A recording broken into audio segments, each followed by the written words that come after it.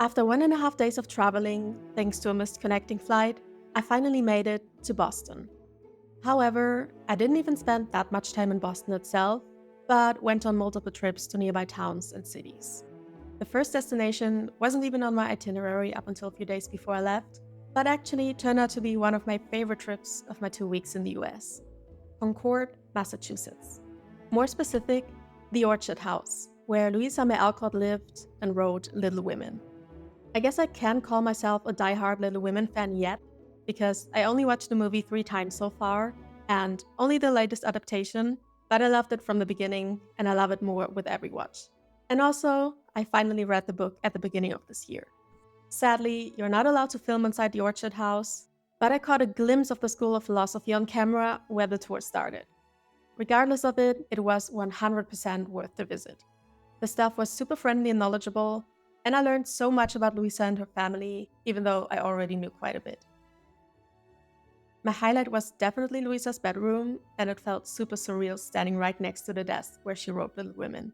So I had to buy a postcard of her room, as well as one of her younger sister May's room, who was a successful artist and inspired Amy's character. Side note, even though Jo and Amy were portrayed as some sort of sisterly rivals in the first part of the book, I can't decide who of the two I like better. And I think they're actually quite similar in many ways. After the tour, I took a walk through Concord, which is a really cute town, by the way. I just wish I had visited the Sleepy Hollow Cemetery where the Alcott family is buried.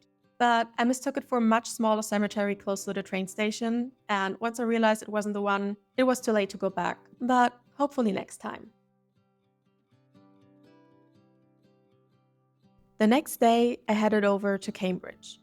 I've always been fascinated by Ivy League universities and prestigious universities in general, so I couldn't miss the opportunity to visit Harvard.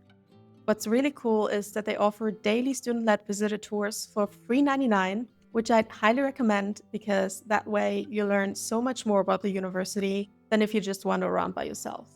Shout out to Sophia, who won't be watching this video, but she was my guide and did such a great job.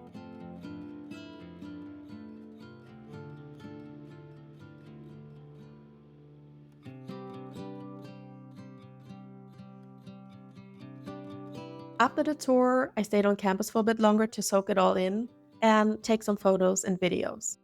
Ironically, the series is called East Coast Autumn, which is technically accurate. I was there between the end of September and mid-October after all, but the weather screamed summer for almost the entire trip. Back in Boston, I visited the public library, which turned out to be my favorite spot in the city, next to the public garden that you saw at the beginning of this video. The whole library is stunning, but I was most impressed by the Bates Hall with its dark wooden tables, banker's lamps, and vaulted ceiling.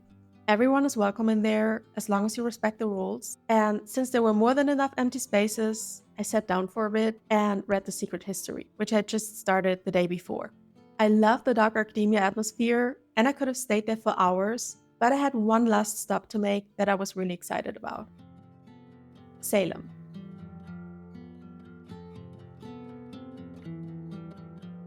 To be honest though, my expectations were so high that I was actually a bit underwhelmed. Don't get me wrong, the history is obviously interesting and sadly pretty brutal, but today the town is definitely more commercialized than I expected. I do regret not filming more though, and once I got over my disappointment, I found some actually cool witchy shops that didn't sell a bunch of plastic decor and ended up buying some crystals and envelope tarot readings, which I think is a cute idea for people who love the mystical vibes but don't want to spend a fortune on an in-person reading. That's all I have for my short time in Massachusetts. Stay tuned for episode 2 in Connecticut.